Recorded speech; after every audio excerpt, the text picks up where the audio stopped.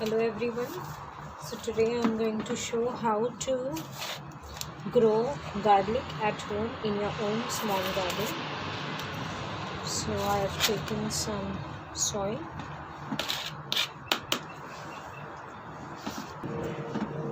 We need some garlic pods.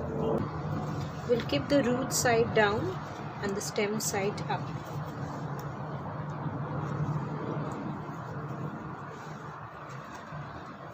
Leave some space between them so that it has room to grow and to breathe.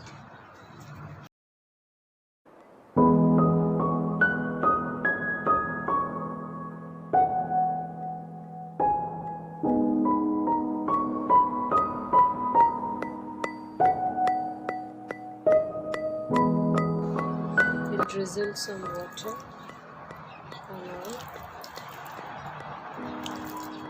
and keep it in a sunny place. So you can see the results after 6 days.